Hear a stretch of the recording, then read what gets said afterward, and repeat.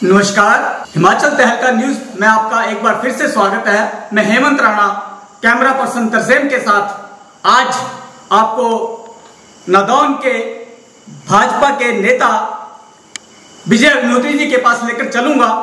आजकल इलेक्शन जो कि 3 विधानसभा में हो रहे हैं उनके बारे में भी चर्चा करेंगे और भी कई बातें जानेंगे। हमारे बीच में हैं विजय जी, तो उन्हीं से कुछ पहले थोड़ा बहुत जानते हैं, पहचानते हैं, उनके बारे में आपको रूबरू करवाते हैं। तो नमस्कार विजय जी। नमस्कार। तो आप बताएंगे थोड़ा कि किस तरीके से और क्या जो है परिचर्चा जो है आज चली हुई है इलेक्शन के बारे में, क्या सोचते हैं आप? हिमाचल प्रदेश में जब से कांग्रेस की आदरणीय सुक्खू जी के नेतृत्व में सरकार बनी है, तब से लेकर आज तक हिमाचल प्रदेश में राजनीति की एक अलग सी चर्चाएं हुई हैं। प्रदेश में यह नादौन विधानसभा क्षेत्र में विकास के नाम पर ज़्यादा कुछ हो नहीं पाया है और 1-1.5 साल में मुख्यमंत्री इतने कंट्रोवर्सी में आ गए हैं, ऐसा कभी पहले हुआ नहीं था। उनके अपने 9 विधायक छोड़ के चले गए, जिनमें 6 उनके कांग्रेस पार्टी के थे, 3 निर्दलीय जो उनको समर्थन कर रहे थे। उनके पार्टी के अंदर बड़ा असंतोष है और माननीय मुख्यमंत्री केवल अपना स्कोर सेटल करने में लगे हैं। वो प्रदेश के और क्षेत्र के विकास की चिंता बिल्कुल करते नहीं हैं और पिछले 1.5 वर्ष में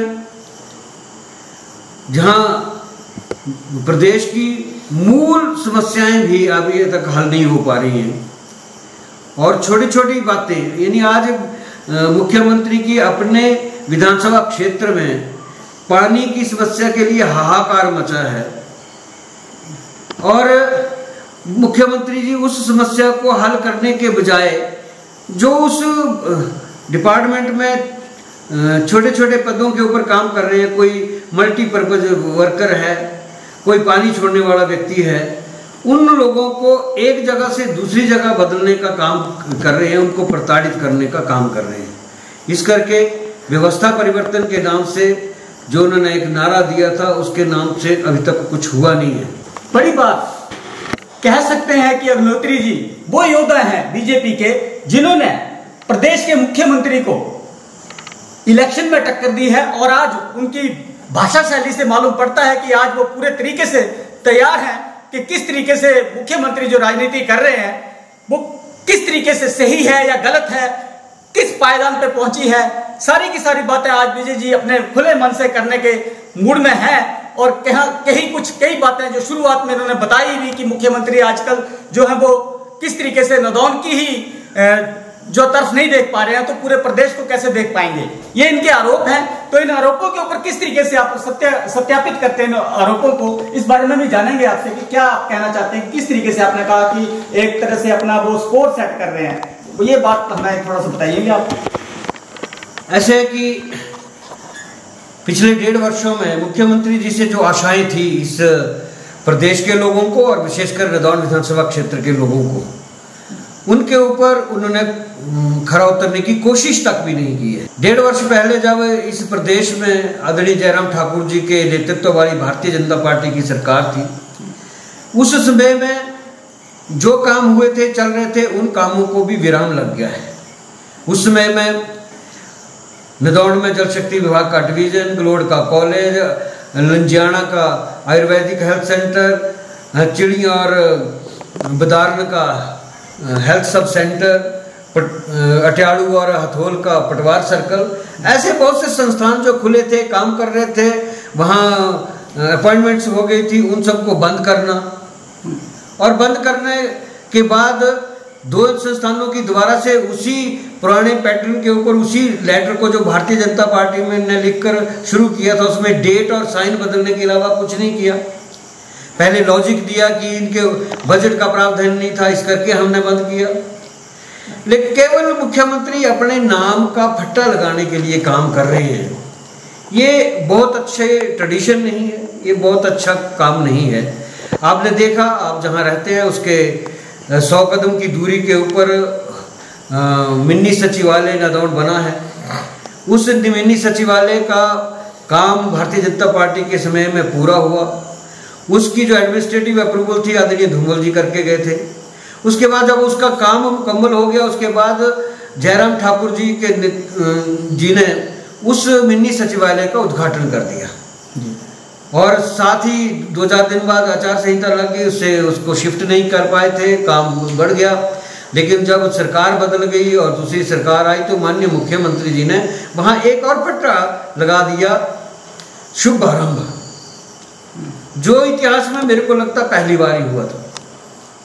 तो अपने नाम को दीवार पे टांगने का इतना ज्यादा शौक है तो माननीय मुख्यमंत्री जी से मेरा आग्रह है कि नया काम करो, वहां आपके नाम के फट्टे लगे और आप अच्छा काम करेंगे, हम भी यही चाहते हैं। और दूसरा, जो उन्होंने राजनीतिक स्कोर सेटल करने की जो मैंने बात कही, with in the party and with in the state, party के बाहर के लोग जो उन सब, हर जगह मुख्यमंत्री जी का एटीट्यूड विरोधी को दबाने का रहता है। पार्टी के अंदर आपने पिछले कल ही डॉक्टर राजेश का सारा एपिसोड देखा होगा, कैसे उनको बंधक बना के रखा गया, कैसे उनको डराया गया, कैसे उनको वो बोलते हैं कि मेरे को जान से मारने का भी डर है। वो कहते हैं कि मुझे कहा गया है कि आपका हॉस्पिटल, आपका स्टोन क्रशर, आपका होटल सब बंद कर दिया जाएगा, मैं आपको जीने नहीं दूंगा। तो विद इन द पार्टी ऐसे स्कोर सेटल करने में लगे हैं और उस स्कोर सेटल करने के कारण ही आज ये 3 जो उपचुनाव हो रहे हैं वो हो रहे हैं। पहले जो 6 उपचुनाव हुए वो हुए, हालांकि चलो झूठ बोलकर कुछ वो अपना हित साधने में कामयाब रहे, लेकिन उनके पार्टी के कार्यकर्ता जो विधायक बने थे, जिनके पीढ़ी दर पीढ़ी से कांग्रेस के लोग थे, चाहे वो सुधीर शर्मा था, चाहे वो इंद्रदत्त लखनपाल था, रवि दत्त था, रवि ठाकुर, उनके तो पेरेंट्स भी भारतीय कांग्रेस में रहे हैं, दोनों के तो मंत्री रहे हैं, सुधीर शर्मा और रवि ठाकुर के। उनको भी पार्टी छोड़ने पे मजबूर होना पड़ा। ये क्यों हुआ? क्योंकि माननीय मुख्यमंत्री जी उनको दबाकर, उनको प्रताड़ित करके, उनको जलील करके रखना चाहते थे ताकि वो बता सके कि मैं मुख्यमंत्री हूँ और आप कुछ नहीं है। नंबर 2, जो बाहर है, अभी मैंने आपको बताया कि आईपीएच विभाग के कर्मचारियों को इधर से उधर बदलना, दूर फेंकना, जो क्लास 4 अभी 4500 रुपये ले रहा है एमपीडब्ल्यू आईपीएच का या पीडब्ल्यूडी का, ऐसे लोगों को भी मुख्यमंत्री जी नहीं बख्श रहे। आज नदौन विधानसभा क्षेत्र के बहुत से लोगों को, किसी को सिरमौर, किसी को चंबा, किसी को बिजनौर, किसी को शिमला भेजने का काम किया जा रहा है। अपने यहाँ चाहे स्टाफ हो चाहे ना हो, लेकिन अगर भारतीय जनता पार्टी के साथ दूर से भी किसी का संबंध है तो उनको प्रताड़ित करने का काम किया जा रहा है।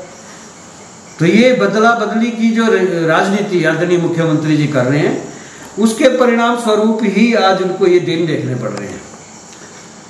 बहुत ही गंभीर आरोप आज अग्निहोत्री जी ने मुख्यमंत्री के ऊपर लगाए हैं।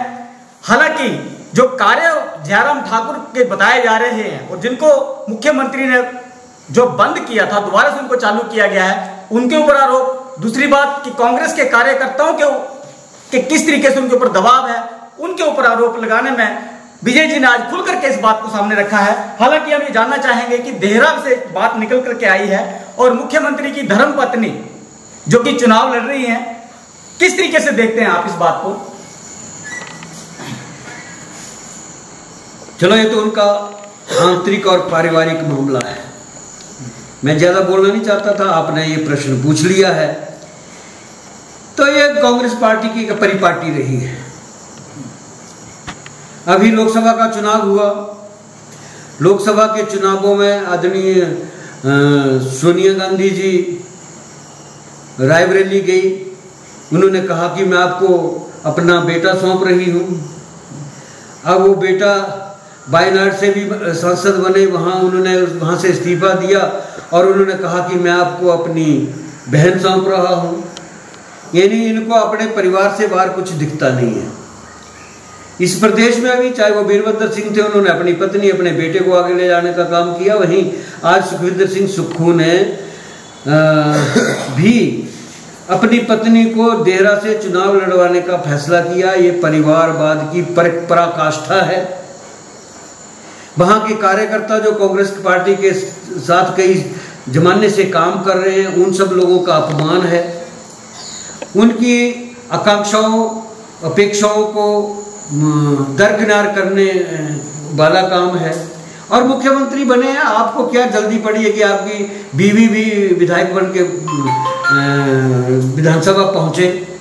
लेकिन मुझे लगता है कि इनका आपस में जो कंपटीशन मुख्यमंत्री और उप मुख्यमंत्री जी का चल रहा है, तो मुख्यमंत्री जी उप मुख्यमंत्री जी की बेटी यूनिवर्सिटी में नौकरी लग गई, तो इन्होंने सोचा कि मेरे भी तो घर से कुछ सेटल होना चाहिए, तो उन्होंने अपनी बीवी की एडजस्टमेंट वहाँ टिकट देकर विधायक बनाने के लिए जुगाड़ करने का काम शुरू किया है। लेकिन ये जनता है, ये सारी मंशाओं को बड़ी भली भांति पहचानती है। और मुझे ये विश्वास है कि देहरा की जनता इस परिवारवाद की पराकाष्ठा को मुंह तोड़ जवाब देगी और इनको विधानसभा भेजने का रास्ता नहीं दिखाएगी। इनको यहीं अभी लोगों के बीच में काम करने का आदेश देगी, ये मुझे लगता है। और यहाँ की जनता बड़ी प्रबुद्ध है, बहुत जागरूक है। नदौन क्षेत्र में हालांकि पिछले इलेक्शन में अग्निहोत्री जी मुख्यमंत्री जी के खिलाफ इलेक्शन लड़े थे और कहीं ना कहीं इस बार लगभग 5000 वोटों से सुक्खू जी को उन्होंने डेंट किया है। शायद ये आंकड़ा मेरे पास है ऐसा, तो कहीं ना कहीं हम कह सकते हैं कि अग्निहोत्री जी ने प्रदेश के मुख्यमंत्री को कड़ी टक्कर देकर के जो है इस बार जो है इलेक्शन को कैंपेन किया है। कह सकते हैं कि कहीं ना कहीं पूरे तरीके से पूरी नब्ज को वो पहचानते हैं मुख्यमंत्री जी की, और इसीलिए खुल करके बैटिंग भी आज शायद कर रहे हैं। मैं पूछना चाहूंगा कि प्रदेश में जो इस वक्त हमारे और जो स्थिति है, जैसे कि अभी नालागढ़ का इलेक्शन है, उधर जो तीनों इलेक्शन हो रहे हैं, इसमें किस तरीके से आप देखते हैं कि क्या हो पाएगा, कैसे आप रिजल्ट मानते हैं? आपने जो नदौन विधानसभा क्षेत्र के लोकसभा चुनाव परिणामों की बात की, उसके लिए तो मैं भारतीय जनता पार्टी के नदौन के हर एक छोटे बड़े कार्यकर्ता का धन्यवाद करता हूं, जिन्होंने एकजुट होकर मुख्यमंत्री की विधानसभा क्षेत्र में भारतीय जनता पार्टी को बढ़त दिलाने का काम किया है। वहीं मुख्यमंत्री जी के 1.5 साल के जो काम हैं, उनके कारण से भी उनको पिछड़ना पड़ा है। और मैं तो आपको ये बोलना चाहता हूँ, मैं वैसे बहुत ज़्यादा परामर्श में देता नहीं हूँ, लेकिन मुख्यमंत्री जी ने जो विधानसभा चुनावों के समय और अभी भी लोकसभा चुनावों में भी जो लोगों के पास जाकर ये आश्वासन देना कि हम आपके बेटे को नौकरी देंगे, आप हमारे साथ आओ, और जो 5000 से ज़्यादा इन्होंने रिज्यूम इकट्ठे किए थे, अभी तक तो उन लोगों ने आने वाले 2-3 सालों में हिसाब मांगना है। झूठ के पाँव नहीं होते, जड़ें नहीं होती, और झूठ बहुत ज़्यादा देर तक चल नहीं सकता। काठ की अंडी बार बार चढ़ती नहीं है।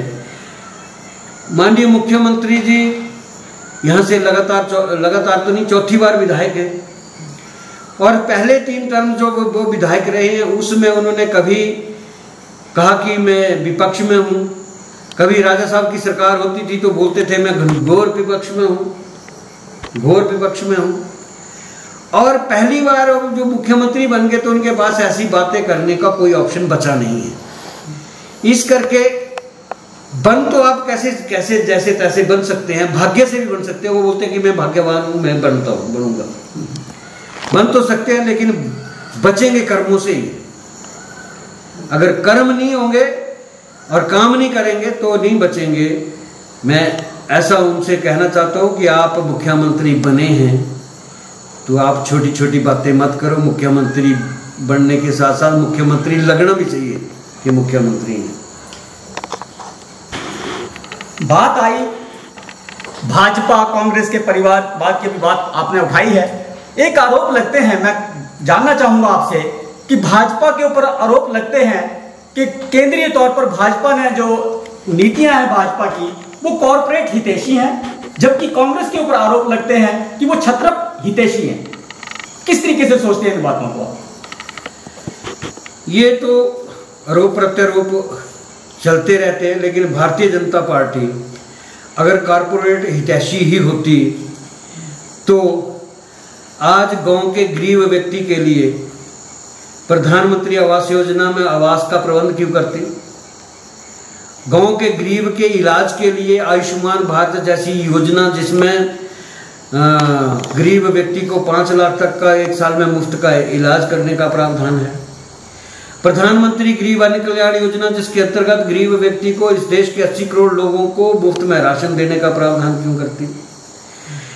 आज उज्ज्वला योजना के अंतर्गत गांव में बैठी गरीब महिला जो धुएं के साथ जिसके फेफड़े और आंखें खराब हो रही थी उसको सुविधा देने का काम क्यों करती? गांव का गरीब व्यक्ति जो अपने घर में शौचालय तक नहीं बना पाता था उसके 12 करोड़ लोगों को शौचालय बनाने का काम क्यों करती? भारतीय जनता पार्टी आज किसान सम्मान निधि के रूप में गांव में बैठा हुआ सीमांत किसान जो है जिसको कई बार खाद लेने के लिए, कई बार बुआई कराने के लिए भी पैसा नहीं होता था, उसको बीज लेने के लिए पैसा नहीं होता था, साल का 6,000 रुपये की सहायता उसको लगातार कर रही है, उनके हित के लिए काम कर रही है। आप अगर ये सोचेंगे कि ये कॉरपोरेट हितैषी गवर्नमेंट है, ये कॉरपोरेट विरोधी नहीं। पिछले कल ही आज नालंदा विश्वविद्यालय का दोबारा से जीर्णोद्धार करके नया वो जो कभी हम विश्व गुरु होते थे जहां पूरे विश्व के लोग आकर शिक्षा ग्रहण करते थे जिसको मुगलों ने जला दिया था, उसको दोबारा से स्थापित करने का काम भी आदरणीय मोदी जी की सरकार में हुआ है। और बाकी जो दूसरी पार्टी है जो बोलते हैं कि हम गरीब हितैषी है, वो गरीब हटाओ का नारा, गरीबी हटाओ का नारा देते हैं लेकिन हटाते गरीब को है। और इंदिरा गांधी से लेकर आज तक वो केवल गरीबी हटाओ का नारा देने वाले लोग आज तक गरीबी को दूर नहीं करवाए। ये पहले प्रधानमंत्री मोदी जी हैं जिन्होंने 25 करोड़ लोगों को बीपीएल की रेखा से ऊपर लाने का काम किया। हमारे जो प्रदेश के एक लोकसभा के नुमाइंदे हैं अनुराग जी, जो कि मंत्री रहे हैं, इस बार वो किसी भी पद पर मंत्री के तौर पर उनको नहीं लिया गया। इस बारे में क्या सोचते हैं आप? मतलब कि जो नड्डा जी हैं वो तो गुजरात से राज्यसभा सदस्य हैं, तो वो किस तरीके से मतलब खाना पूर्ति कैसे हो पाएगी? हिमाचल को एक भी मंत्री नहीं मिला देखा जाए। नहीं, जयप्रकाश नड्डा जी मूलतः हिमाचल प्रदेश के हैं, इसको आप डिनाई नहीं कर सकते। लेकिन अनुराग जी को अभी ये मेरे ना अधिकार क्षेत्र का प्रश्न है ना बात है, लेकिन अभी और मंत्री भी बनेंगे और संगठन में बड़ी बड़ी जिम्मेवारियां देंगे। संगठन के भी जैसे कुछ समाचार पत्रों के माध्यम से या अन्यथा जो जानकारी मिली है उसमें कि आने वाले दिनों में राष्ट्रीय स्तर पर जो संगठन है उसमें भी काफ़ी बड़े अमूलचूल परिवर्तन होंगे। तो अनुराग ठाकुर जी को उसमें संगठन में या सरकार में दोबारा से जिम्मेवारी मिल सकती है। हम तो ये चाहते हैं कि वो दोबारा से मंत्री बने, अच्छे ओहदे के ऊपर जाएं, लेकिन ये हमारे जब क्योंकि ये प्रधानमंत्री का प्रेरोगेटिव है, इसमें मैं ज़्यादा कमेंट नहीं कर सकता। लेकिन हमारा काम था अनुराग ठाकुर जी को 5वीं बार सांसद बनाना। वो यहाँ की जनता ने, यहाँ के लोगों ने, यहाँ के कार्यकर्ताओं ने बनाकर और 1.5-2 लाख वोटों से जिताकर भेजा है और वो लोगों की सेवा करते रहेंगे। आजकल भी वो यहाँ क्षेत्र में है, तो ये चीज़ें चलती रहती। कई बार अच्छे के लिए कुछ दिन के लिए आपको लगेगा कि अच्छा नहीं हुआ, लेकिन वो उससे और भी ज़्यादा अच्छा होता है।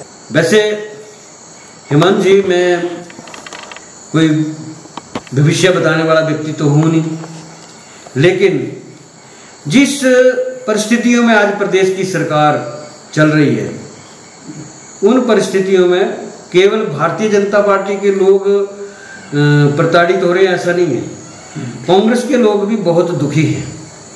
विकास के नाम से कोई काम नहीं हो रहा है, कर्ज के नाम पे आप 28,000 करोड़ रुपया ले चुके हैं। आपने कहा था कि पहली ही कैबिनेट में हम 5 लाख नौकरियां देंगे। आप 5 लाख नौकरियां तो क्या आपने सबऑर्डिनेट सिलेक्शन कमीशन ही बंद कर दिया। मैं माननीय मुख्यमंत्री जी से एक और निवेदन करना चाहता हूँ कि आप केवल कांग्रेस के लोगों के मुख्यमंत्री नहीं हैं। आपने लोकसभा चुनावों के दौरान भारतीय जनता पार्टी के कार्यकर्ताओं को, वैसे तो पूरे प्रदेश में लेकिन विशेषकर नादौन में, जो भारतीय जनता पार्टी का कोई दुकानदार झंडा लगा लेता था वहाँ आपने छापा मरवाया। आपने मोमो बनाने वालों तक के सैंपल भरवा दिए। आपने लोगों को डराने धमकाने का काम सरकारी तंत्र के माध्यम से किया। हमारे इस विधानसभा क्षेत्र में भारतीय जनता पार्टी का कोई व्यक्ति, उसका बेटा अगर ITI कर लेता है, उसको अप्रेंटिसशिप करने का आप विरोध नहीं करने देते हैं। भारतीय जनता पार्टी के परिवार से कोई व्यक्ति जुड़ा है, उसको कोई छोटी मोटी समस्या होती है, उस सारी समस्याओं को वो हल करने की कोई उसको उम्मीद नहीं रहती है। आपने यहाँ के नदौन के एक कलाकार हमारे कश्मीर से हैं, हंसराज जी, वो हर जगह मेलों में कार्यक्रम प्रस्तुत करते हैं। नलवाड़ी के मेले में वो जाते हैं, उनको बुलाया जाता है, उनको मंच पे बुला लिया जाता है, लेकिन तभी कहीं से कोई फ़ोन आता है कि आप BJP के इस करके आपका प्रोग्राम नहीं हो सकता, उसको जलील करके मंच से उतार दिया जाता है। आप यहाँ जो भारतीय जनता पार्टी के छोटे छोटे काम करने वाले लोग हैं, उनको तंग करने का काम कर रहे हैं। इस करके भारतीय जनता पार्टी के कार्यकर्ताओं को आप बदला बदली और अत्याचार का जो आपने सिलसिला चलाया है, उसको जब तक आप बंद नहीं करेंगे, आप लोग आज अब उनको दबा लेंगे, लेकिन अंततोगत्वा ये लोग आपके पतन का कारण बनेंगे। ऐसे कोर्ट्स हैं जिनकी परीक्षाएं हो चुकी हैं, उनका परिणाम आप घोषित नहीं कर पा रहे हैं। आप इस प्रदेश की सड़कों को, जो पीछे आपदा के समय में टूटी थी, भरपूर सहायता मिलने के बावजूद उसको रिस्टोर नहीं कर पा रहे हैं। मैं नदौन विधानसभा क्षेत्र में इन चुनावों में कई जगह गया, कई जगह बसें बंद है क्योंकि वहाँ पिछले साल बरसात में कोई रिटेनिंग वॉल गिर गई थी, वो एक साल में उसको रिस्टोर नहीं कर पाए। आज भी लोग, अब मेरे को तो ये लगता है कि इस समय भी जब लोग पानी के लिए, उनको पानी नहीं आ रहा, पानी की बहुत ज़्यादा समस्या है, वो फोन कांग्रेस पार्टी के लोगों को या मुख्यमंत्री के दफ्तर में ना करते हुए मुझे करते हैं, तो मुझे लगता है कि लोगों को अब उनके ऊपर आस कोई बची नहीं है। इस करके उनको पता है मैं कुछ नहीं हूँ और मैं यहाँ विपक्ष का कार्यकर्ता हूँ, उसके बावजूद लोग आज पानी के लिए, पानी की समस्या के हल के लिए लोग मेरे पास आते हैं। तो मुझे लगता है ये सरकार बहुत ज़्यादा दिन, क्योंकि लोगों की, गरीब व्यक्ति की जब आ पड़ती है वो ज़्यादा दिन चलती नहीं है। केवल अपना नाम करने के लिए, चाहे वो सुख आश्रय हो, चाहे वो सुख की सरकार हो, लेकिन सुख की सरकार में सुखी कौन है इसका विश्लेषण भी करना चाहिए। और मेरे हिसाब से इस प्रदेश में चाहे वो कर्मचारी है, चाहे वो महिला है, चाहे वो युवा है, चाहे वो किसान है, चाहे वो अगड़ा है, चाहे वो पिछड़ा है, कोई भी सुखी नहीं है। इस करके आने वाले दिनों में, क्योंकि कांग्रेस के अंदर बहुत से लोग ऐसे हैं जो अपना घुट कर वहाँ टाइम व्यतीत कर रहे हैं, जैसे पिछले लोगों ने खुली हवा में सांस ली है, इंद्रदत्त, लखनपाल और सुधीर जैसे लोगों ने, जिन्होंने पीढ़ी दर पीढ़ी से कांग्रेस में चलते आ रहे थे। आने वाले दिनों में बहुत से लोग दोबारा से वहाँ उन दमनकारी नीतियों का विरोध करेंगे। आप मुझे बताइए कि आपकी कंस्टिट्यूंसी नहीं दे रहा, तो आपकी पत्नी को वहाँ चुनाव लड़ने की क्या पड़ी थी? आप मुख्यमंत्री हैं, तो मुख्यमंत्री रहते हुए जब उस पत्नी है वो उतनी ही सेवा, उससे ज़्यादा सेवा कर सकती थी जैसे विधायक बनकर जितनी आप कर सकते हैं। आप कार्यकर्ता को की अनदेखी करते हैं। आप जब अपने कार्यकर्ताओं को डराते धमकाते हैं तो आपकी जो डिक्टेटोरियल एटीट्यूड है उसको वो सामने आता है। आप इस प्रदेश की समस्याओं को हल करने के लिए काम करते नहीं हैं। तो आने वाले दिनों में जनता कितने दिन तक केवल इसके कारण से कि मुख्यमंत्री बचाओ, ये मुख्यमंत्री बचाने का काम तब होता है जब वो कोई काम कर रहा हो। केवल अपने लिए जीना, पहले वो आज तक वो बोलते रहे नदौन विधानसभा क्षेत्र में कि मैं मुख्यमंत्री बनूंगा फिर मैं काम करूंगा, मुख्यमंत्री बन गया, अब भी नहीं कर रहे हैं। तो आप काम कब करेंगे ये भी लोगों को बताना चाहिए। वो आए थे जो पहली बार मुख्यमंत्री बन के, तो उन्होंने एक ही बात की थी, सब्र करो। तो अब लोग सब्र कर रहे हैं, लेकिन सब्र का बांध टूटने वाला है। तो हम मान सकते हैं कि दोबारा से जैसे पहले 6 विधायकों ने कुछ धावा बोला था सरकार के ऊपर, कुछ ऐसा होने वाला है क्या? देखो, एक तो 6 CPS का मामला कोर्ट में विचाराधीन है, और वो मेरे को लगता है, जितना मेरे को समझ है, निश्चित रूप से वो अनसीटेड होंगे, उनकी मेंबरशिप जाएगी। 6 उपचुनाव वो भी आने वाले हैं, और जब ऐसी स्थिति आएगी तो जो लोग वहां प्रताड़ित अपने आप को महसूस करते हैं वो वहां छलांगे लगाएंगे, और ये जो उपचुनाव आएंगे इसके कारण से फिर दोबारा आप आचार संहिता में जाएंगे, फिर उसके बाद पंचायत चुनाव आ जाएंगे, फिर आप आचार संहिता में जाएंगे। तो ये सरकार केवल चुनावों उपचुनावों तक ही सीमित रह जाएगी। ये लोगों की अपेक्षाओं आकांक्षाओं के ऊपर खरा उतर नहीं सकती है, इनकी इच्छा शक्ति नहीं है कुछ करने की।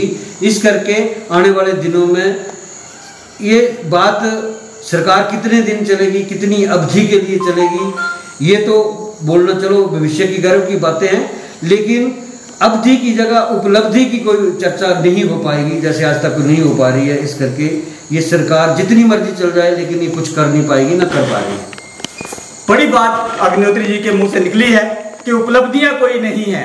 तो सुक्खू जी से भी हमारा आग्रह रहेगा कि देखें, आपके जो विरोध में व्यक्ति हैं और 4 सालों से, पिछले 4 बार से इलेक्शन आपके साथ लड़ रहे हैं, बहुत बारीकियों से आपको जानते हैं, पहचानते हैं, लिहाजा जो आपको बातें बताई हैं उनके ऊपर गौर करें, और हो सकता है किस तरीके से इन्होंने अपने इस बात को लिया है, लिहाजा जो भी हो, गर्व के भविष्य में क्या छिपा है वो तो आगे की बात है। फिलहाल हम शुभकामनाएं देते हैं अग्निहोत्री जी को। हिमाचल टाइगर न्यूज टीम के साथ मैं हेमंत राणा, नादौन से।